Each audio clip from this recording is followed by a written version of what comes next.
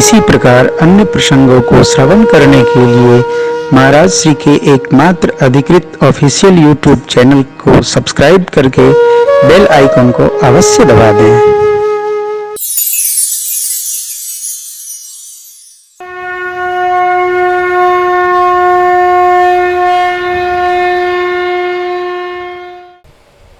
Doctor साहब का आग्रह रहा और राजन बाबू का दबाव, इसलिए मैं आ गया।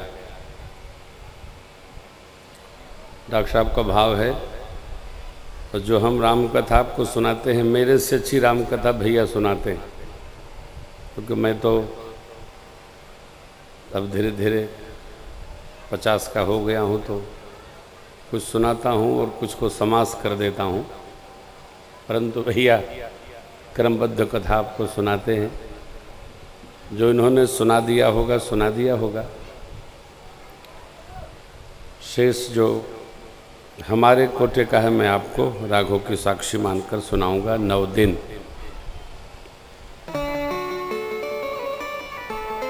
गर्मी बहुत है और हम लोग हैं विषयी जीव, बहुत गर्मी अब बर्दाश्त होती नहीं। एक समय था कि हम बिना पंखा के रहते थे, परंतु अब थोड़ा स्वभाव बन गया है। विलंब हुआ, उसके लिए आप हमें क्षमा करेंगे। मैं यही पता लगा रहा था ठंडा हो तो चले, तब थोड़ा शीतल हुआ है।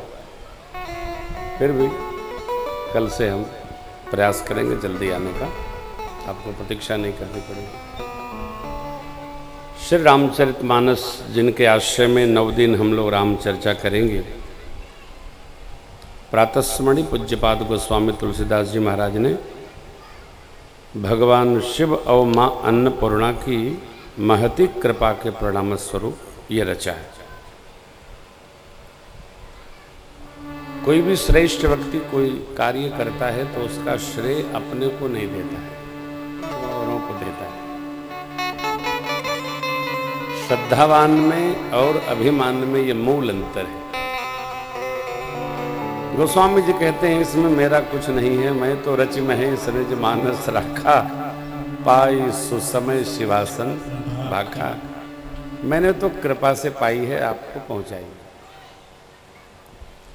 श्री रामचरितमानस जी में 7 कांड हैं। पंचदेव उपासना की परंपरा का ग्रंथ है, इसलिए सनातन का आज के मानवीय जीवन में महत्वपूर्ण ग्रंथ है।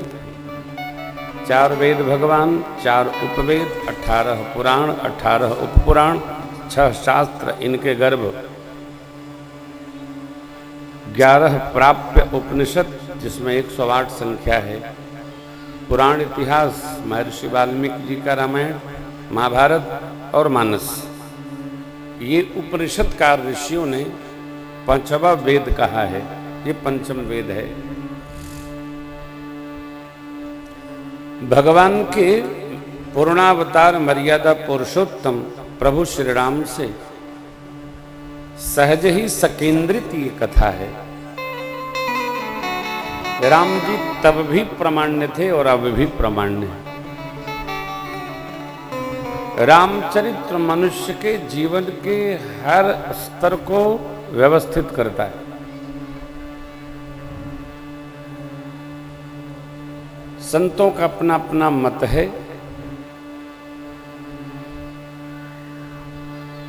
मानस में 4 परंपराएं हैं: रहस्यवाद, भाववाद, सिद्धांतवाद और प्रतीकवाद।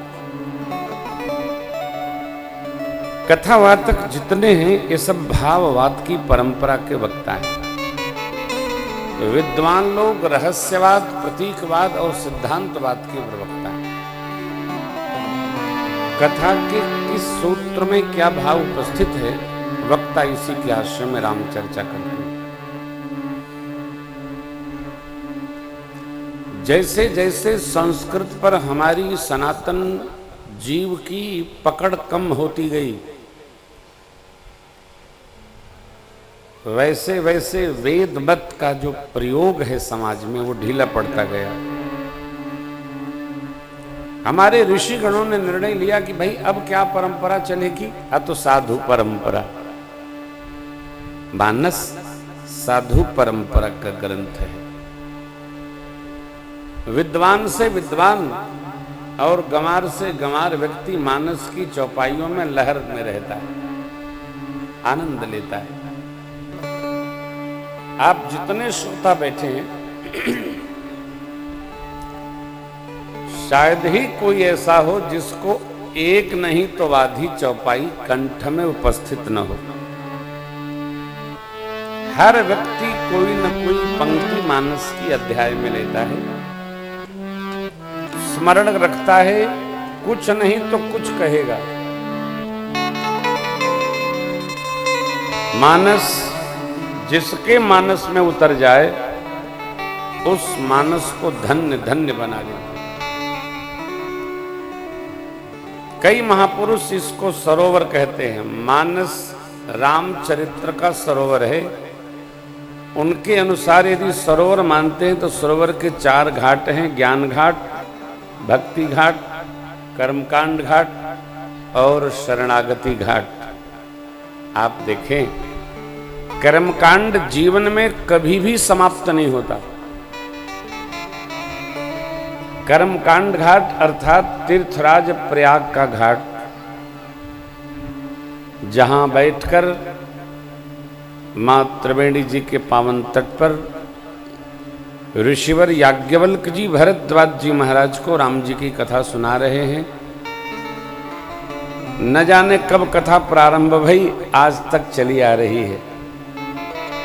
भरद्वाज जी कथा निरंतर सुन रहे हैं। निरंतर कथा जो श्रवण करता है उसको मुनियों से भी दुर्लभ गति प्राप्त होती, ऐसा गोस्वामी जी भुसुंडी बाबा कहते हैं। काग भुसुंडी जी कैलाश के भी ऊपर नीलगिरी पर्वत पर बैठकर राम चर्चा कर रहे हैं। इस घाट का नाम है भक्ति घाट। पक्षीराज गरुण हंसों के साथ में ऋषिवर कागभुसुंडी जी से राम चर्चा श्रवण कर रहे हैं। कथा बाहर की चर्चा नहीं है, कथा अंदर की चर्चा है। मां भगवती पार्वती जी ने मेरे बाबा से प्रश्न किया, प्रभु ये राम जी कौन है? पिछले जन्म में मैंने इनकी प्रभुता देखी, मारे भय के आपसे सुनाया नहीं। मुझे राम जी की कथा सुनाइए और मेरे अज्ञान का हरण करिए। आप सभी श्रोता जितने लोग यहां पधारे हैं, 10 मिनट सुनिए, 30 मिनट सुनिए, 3 घंटा सुनिए, जितनी देर सुनिए उतनी देर कुछ मत करिए, केवल कथा सुनिए, फिर उठ के भले चले जाइए। हम कथा अपने कल्याण के लिए गा रहे हैं, भैया लोग अपने कल्याण के लिए बजा रहे हैं। आप सभी श्रोता घर द्वार के काम छोड़कर अपने अपने कल्याण के लिए कथा श्रवण कर रहे हैं। तो जब जो काम करें वो पूरा करें। सभी वक्ताओं ने एक ही बात कही है, थोड़ा सुना रहा हूं, मति अर्थात बुद्धि, मन और चित्त लगाकर सुनिए। प्रभु ने लक्ष्मण जी महाराज से कहा, भोलेनाथ ने मां भवानी जी से कहा, जन्म एक दुई कहूं बखानी, सावधान सुमति भर। सावधान, कितनी भी देर हो उतनी देर सही। जब संतों ने कहा, एक घड़ी याद ही में पुनियाद, तुलसी संगत साध की हरे कोट, अपना कितनी देर हो जाए। तो भक्ति घाट, पहले कर्मकांड घाट, भक्ति ज्ञान घाट। भूत बावन भगवान शिव तीनों लोक 14 भुवन के गुरु हैं। गुरु का अर्थ है जो अंधकार को भी प्रकाशित कर सकने में सक्षम हो। प्रकाश हो गया, अंधकार समाप्त।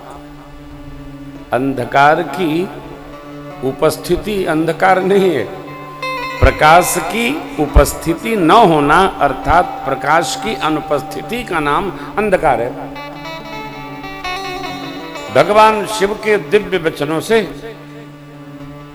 मां भगवती पार्वती जी के कुछ ज्ञानपरक प्रश्न थे परमात्मा के बारे में, सो दूर हुए तो प्रकाश प्राप्त हो गया। यह ज्ञान घाट है। प्रातः स्मरणीय पूज्यपाद गोस्वामी तुलसीदास जी महाराज शरणागति घाट पर बैठकर भगवान की कथा सुना रहे हैं।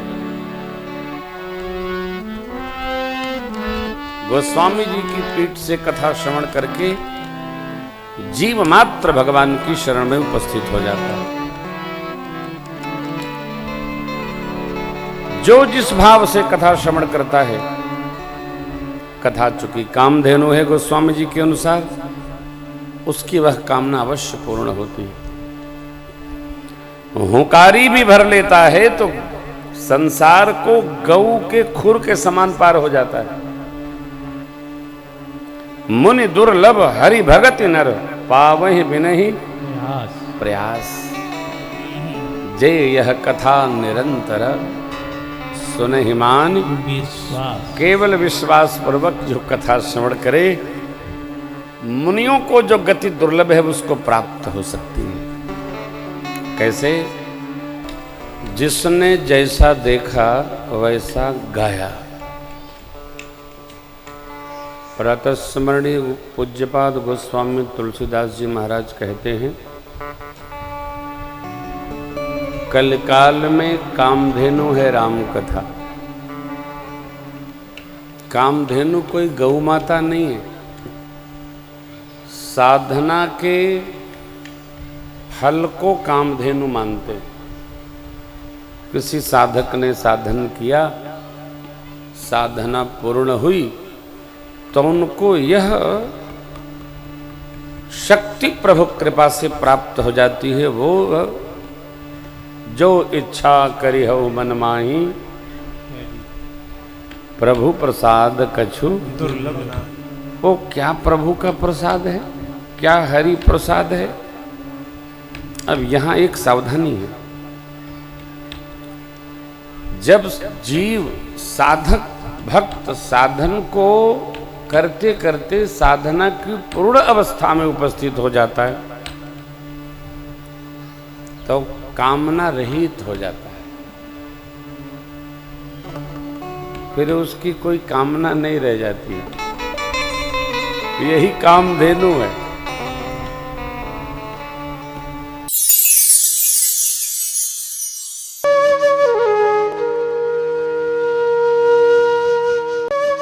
इसी प्रकार अन्य प्रसंगों को श्रवण करने के लिए महाराज श्री के एकमात्र अधिकृत ऑफिशियल YouTube चैनल को सब्सक्राइब करके बेल आइकन को अवश्य दबा दें।